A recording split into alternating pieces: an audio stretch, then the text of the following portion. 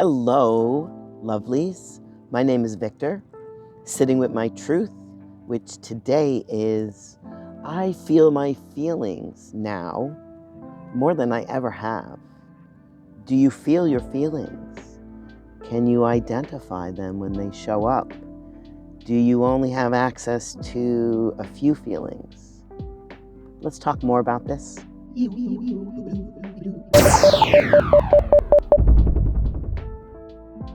Today I am sitting out here in nature at my river site, and I got to thinking about feelings and forgiveness. I'm sure a lot of people who are watching this video struggle with feelings. After all, we don't really live in a world that values feelings or only values a few feelings. You know, this is such a huge topic. So what I'd like to focus on is feeling feelings and forgiving ourselves for not having felt feelings. If you grew up with complex PTSD or childhood PTSD, or there was a narcissist in your home, either a parent or a sibling, if you faced abuse, if you had someone in the household who had mental health issues or addiction, or someone who went to prison. In these environments, feeling your true feelings isn't always celebrated. So you might have big feelings like sadness, grief, depression, anger, acting out as a kid. And if you're a Gen Xer, it's almost certain that your feelings were pushed down. If you're a boomer, forget it.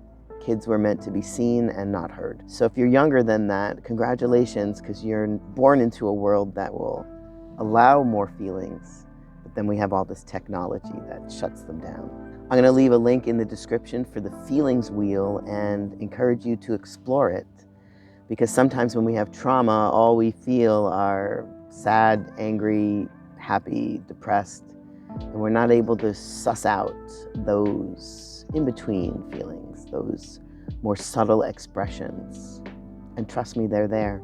So when we talk about forgiveness, I've struggled with this. What does it mean to forgive yourself? Well, in this context, it's forgiving yourself for living up to this point in your life the best that you could with the skill set and the knowledge that you had. If you're here, it's obvious that you're looking for some new tools for your toolbox.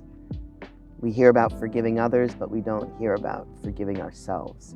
So let's make space to forgive ourselves for not knowing how to talk about feelings up until recently, for not knowing how to identify feelings up until yesterday, for not realizing that depression can be anger turned inwards. The famous saying of feeding yourself poison and yet expecting the other person to die. That's where we're at, folks. So while forgiveness of self is not something that happens overnight, it is something that can happen in the moment. So please watch my dysregulation video. It will show you that even in the moment of the world crashing down on me and my fellow worker channel potentially being over, I had to get a hold of those feelings. I had to give them space, and then I had to give them some reality. And the problem as abused kids, our reality can be distorted. Narcissists like to distort our reality with gaslighting. So if you've gone through these things, no wonder you can't feel your feelings. Or maybe you only feel anger, or maybe you are promiscuous and that's the only way you feel the feelings. The good ones. Until they're bad. I'm totally sex positive here, so I'm not judging anyone. It's only if you're doing it and it's hurting you that I'm concerned. The only homework I'm giving you today is to go throughout your day and to just stop and ask, what am I feeling? While that seems really simple, we're not going to get any further in this life with our dysregulation, with our childhood trauma, with our nervous system so jacked up. Nestled in our nervous system are the other emotions that we weren't able to feel as children. That's why we got to do this work. Those kids inside us aren't going away.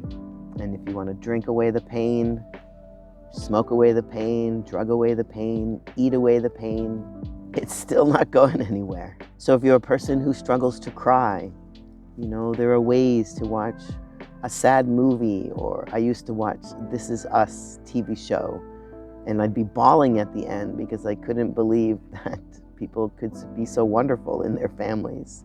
And I would cry and grieve over that, but it would get the tears flowing. It's just started to rain, so you're going to see rain possibly on my glasses any minute now. And one tip to help you forgive yourself is if you have any childhood pictures, pull those out. And if you saw a child of that age, 3, 5, 7, 12, get upset, would you yell at them? Would you tell them to not have feelings? Would you put them down? Would you embarrass them? This is what some of us went through, and no wonder we can't feel our feelings. So sometimes the safest place to feel your feelings is with a pet that you can love unconditionally, and kiss and hug and smother with all the love that you've never had yourself.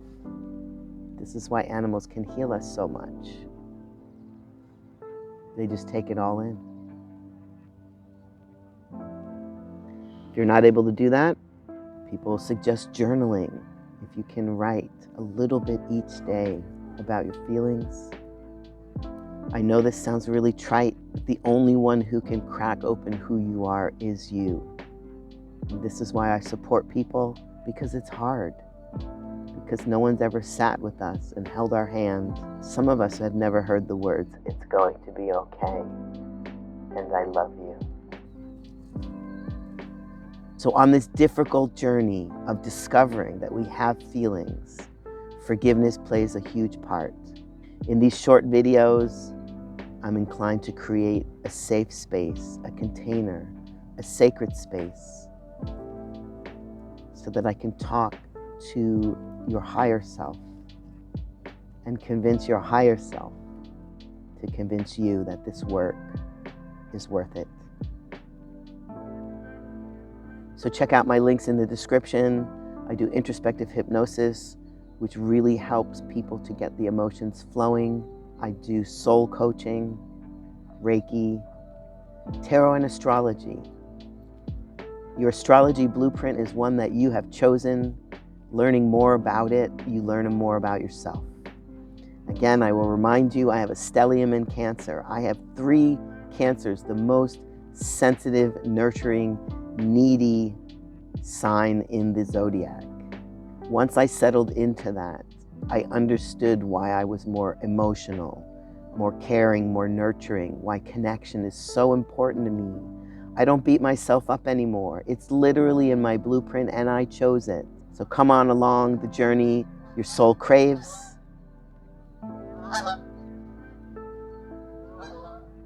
Nature making a showing, calling out you to love. Let's learn how to feel our feelings, and let's learn how to forgive ourselves. I love you in the way that a soul loves another soul on the journey. I'm reaching my hand out to bring you along. Let's do this together.